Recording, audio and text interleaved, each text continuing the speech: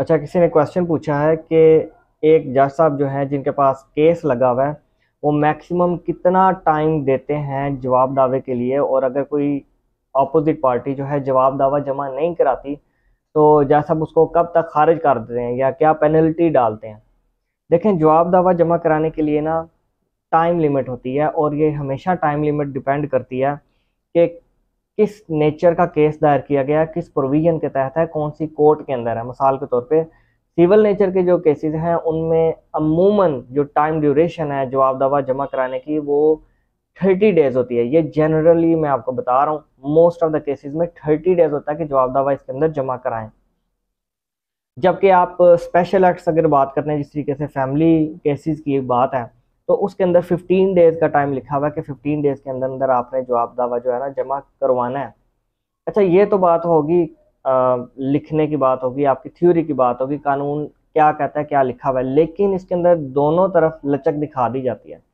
थोड़ा बहुत ऊपर नीचे टाइम हो जाए तो जज साहब कर देते हैं, उनके पास ये इख्तियार होता है, डिस्क्रिशनरी पावर्स होती हैं कि अगर 30 डेज से 2-4 दिन ऊपर भी हो गए हैं तो कोई बात नहीं, कोई हड़ताल आ गई, कोई स्ट्राइक आ गई, कोई बारिश तूफान एमरजेंसी आ गई, या किसी ने वकील ही लेट करवाया या वकील चेंज करा दिया, तो जज साहब थोड़े दिन ऊपर भी दे देते हैं। लेकिन ये जो गुंजाइश दी जाती है ये भी उसको देखते हुए दी जाती है कि असल में टाइम कितना था, यानी 15 डेज वाले की टाइम जो है गुंजाइश कम दी जाएगी बनिस्बत 30 डेज वाले की। जिसके लिए टाइम 15 डेज का मुकर्रर था कि जवाब दावा 15 डेज में जमा कराएं, तो उसको गुंजाइश 2 या 3 दिन की मिलेगी, इससे ऊपर नहीं कि 30 डेज तक चली जाए।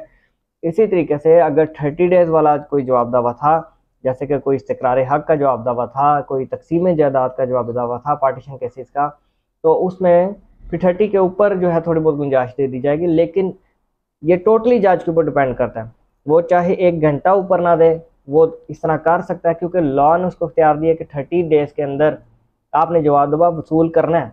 ये डिस्क्रिशनरी पावर्स हैं, आप कभी भी उसको as a matter of right लेके गुंजाइश नहीं ले सकते। 15 डेज पूरे हो गए हैं, आपने जवाब दवा जमा कराना था, नहीं कराया, जज साहब आपका राइट स्ट्रक ऑफ कर सकता है। राइट किस चीज़ का? राइट टू क्रॉस एग्जामिन का, राइट टू पुट एविडेंस का। यानी फिर जज साहब कहेंगे आपने जवाब दवा जमा नहीं कराया टाइम के अंदर, तो मैं पहली पार्टी का जिसने केस किया हुआ है उसका मौक़िफ़ सुनते हुए ही फैसला कर दूंगा। उसे आप कहते हैं यकतरफा कार्रवाई या एक्स पार्टी प्रोसीडिंग्स का आगाज कर दिया जाएगा। जवाब दावा देने का मतलब ही ये होता है कि अगली पार्टी का मौक़िफ़ सामने आता है ना। एक बंदे ने, एक पार्टी ने, मुद्दई ने केस किया, दावा किया, तो अगली पार्टी ने उसका जवाब देना होता है। किस शक्ल में? जवाब दावा की शक्ल में। जवाब दावा क्यों देना होता है? ताकि उनका भी मौक़िफ़ सामने आए। एक कुछ बात कह रहा है तो दूसरी पार्टी ने भी अपना मौक़िफ़ तो देना ना। तो अगर वो उसके अंदर नेग्लिजेंस शो करते हैं, टाइमली नहीं अपना जवाब दावा कोर्ट के अंदर प्रोवाइड करते हैं, तो कोर्ट के पास ये राइट होता है कि वो स्टक ऑफ कर दे उनका right to put evidence, to put जवाब दावा वगैरह वगैरह। और फिर पहली पार्टी के सारे मौक़िफ़ को जज साहब सुनेंगे, फिर एविडेंस ली जाएगी, आर्गूमेंट्स होंगे, डॉक्यूमेंट्री एविडेंस होगी, और जज साहब चाहें तो पहली पार्टी के हक में फैसला कर दें या कल को खारिज कर दें। तो हमेशा जवाब दावे के लिए जो टाइम लिमिट उसको जहन में रखना चाहिए, इसको ज़ाया नहीं करना चाहिए, क्योंकि ये बात तो छोटी सी लगती है लेकिन ये नुकसान आपको बहुत ज़्यादा दे सकती है, और बाज़ औक़ात आपको हाई कोर्ट तक, सुप्रीम कोर्ट तक जाना पड़ सकता है। अगर जवाब दावे का राइट के तनाज़ुर में अगर वो टाइम लिमिट डेड हो गई है, वो एक्सपायर हो गई है और जज साहब ने स्ट्रक ऑफ कर दिया, तो फिर आपको बहुत ज़्यादा कॉन्सिक्वेंसेस देखने पड़ सकते हैं। आपके बड़े कीमती हकूक़ वाबस्ता होते हैं अपने जवाब दावों से, तो उनमें नेग्लिजेंस नहीं शो करनी चाहिए। एक टाइम मुकर्रर है, वकील कराएं, उसको असिस्ट करें, वकील को बताएं जनाब ये मामलात हैं, दावे के अंदर ये झूठ लिखा हुआ है, हमारा जवाब ऐसे ऐसे ऐसे होना चाहिए। फिर वकील उसको कानूनी शक्ल, कानूनी रंग, कानूनी कपड़े पहनाते हुए कोर्ट के अंदर पेश कर देगा। ना खुद सुस्ती का मुजाहरा करें, ना अपने वकील के साथ रब्ता ख़त्म करें, और प्रॉपरली अपनी लिटिगेशन को लेके चलें। हर चीज़ का टाइम मुकर्रर है, लिमिटेशन मुकर्रर है। कोर्ट आपके लिए वेट नहीं करेगी, लॉ आपके लिए वेट नहीं करेगा। अगर आप इसको गैर संजीदा लेंगे तो आपको नताइज भी गैर संजीदा और बुरे मिलेंगे और अफसोसनाक मिलेंगे। आप डिसअपॉइंट होंगे, फिर आप कहेंगे कि कानून तो सुनता नहीं, कानून तो अंधा है।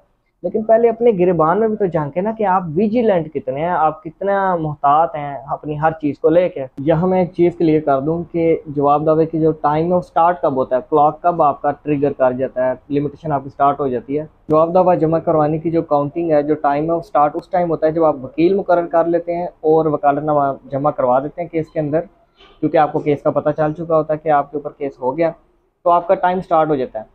जिस दिन आप पेश हो जाते हैं, फिर जैसा आपको कहते हैं कि जनाब वकील तो आपने मुकर्रर करा लिया, वकालतनामा आपने सबमिट करवा दिया कोर्ट में, अब आप अपना जवाब दावा भी लेकर आएँ, तो वो पॉइंट होता है, उससे आपके डेज काउंट होना शुरू हो जाते हैं। फिर जज आपको 1 2 3 मौका, मैक्सिमम 2 3 ही देते हैं, इससे ज़्यादा नहीं देते जाते हैं, और आपने फिर एक मुकर्ररा वक्त तक अपना टाइम पे जवाब दावा जमा कराना होता है, जिसे आप इंग्लिश में रिटन स्टेटमेंट भी कहते हैं। उम्मीद है आपको क्वेश्चन का आंसर मिल गया होगा। Thank you very much.